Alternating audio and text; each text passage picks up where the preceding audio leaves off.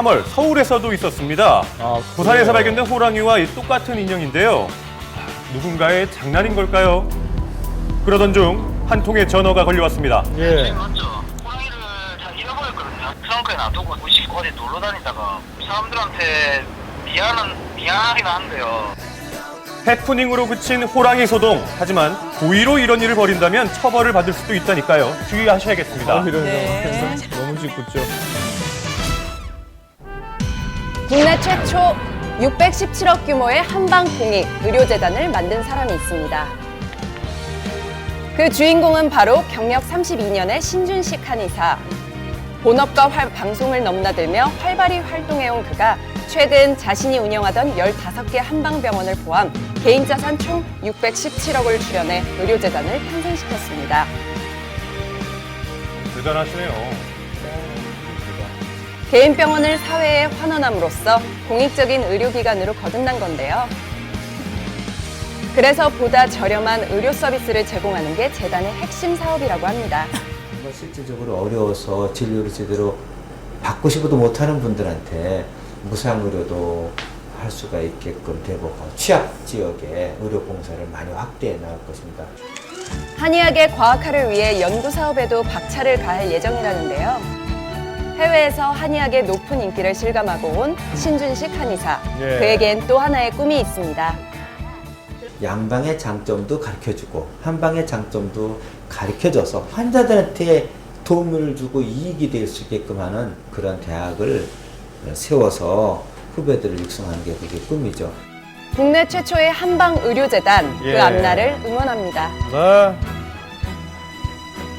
자, 우리의 한의학이 앞으로도 세계로 더 뻗어나가기를 기원하겠습니다. 네. 자, 그리고 이제 눈길 가는 소식에 이어서 우리 주변에서 일어나는 충격적인 뉴스나 신기한 일, 그리고 알찬 정보까지 함께할 수 있는 현장 시간입니다. 네, 자 먼저 김현실 리포터 네. 오늘 어떤 현장 다녀오셨어요? 좀 안타까운 사연인데요. 네. 이웃 간에 마찰이 생기면 응어리졌다 풀렸다 하기를 반복합니다. 그런데 이런 경우도 있습니다. 한 아파트의 주민 82%가 특정 이웃을 강제 퇴거시켜달라며 민원을 제기한 것인데요. 남들에게 피해를 주기 때문이라고 합니다. 어떻게 된 일일까요? 현장에서 직접 만나봤습니다.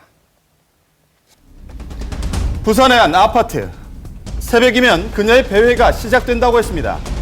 언뜻 보기에도 유난히 작은 키의 할머니. 자, 그런데 음식물 쓰레기통을 뒤지더니 악취가 진동하는 음식을 옮겨 담기 시작합니다. 왜 그러시죠? 자세히 보니 척추 장인인데요. 자, 인기척이나 하자 두려워하듯 갑자기 도망을 칩니다. 아이고. 왜 그래요?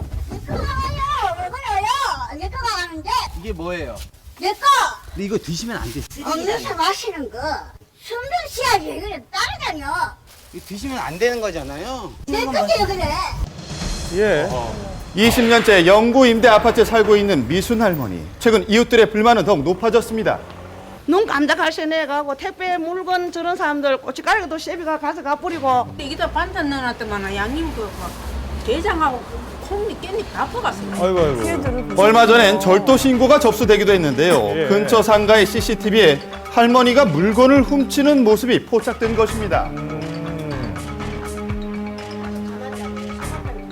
12시만 되면 시작이라. 이 밤만 되면 이게 도지는가 봐. 혼자서 막 떠들기도 하고요. 낮에는 늘 굳게 닫혀있는 할머니의 집. 이웃들이 잠들어 있는 새벽에만 그 문이 열립니다. 인적 없는 상가에 도착하더니 이 물건을 뒤적이다. 자, 갑자기 하나를 집어 듭니다. 주위를 살피지도 않습니다. 자신이 도둑질을 하고 있다는 것도 모르는 것 같은데요. 그래요. 알고 보니 할머니는 어릴 때 정신장애 등급을 받았습니다. 상태가 심해진 건 노모가 사망하고 혼자 남겨진 후부터인데요.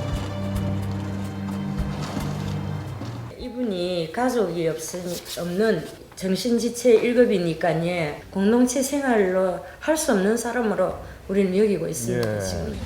네, 결국 주민들은 할머니의 강제 퇴거 진정서를 제출했습니다. 무려 82%. 그러나 반대의 목소리는 소수입니다. 진짜 그 사람을 불쌍하게 생각하면 이런 식으로는 쫓아내서는 아니 된다 이거죠. 할머니와 이웃들 과연 계속 대립해야 할까요? 관계기관에 확인해봤는데요. 또 참고 있은 것도 우리 잘 안다. 하지만은 정신보건법상은 이렇다. 그래서 투약 관리나 이런 걸 지켜보고. 할머니의 상태는 남에게 해를 가할 정도로 폭력적이지 않고 약물로도 치료가 가능해 강제 입원의 대상이 아닙니다. 그래요. 대신 복지기관의 투약 관리가 필요한 상황인데요. 사회복지사와 함께 집을 찾아가 봤습니다.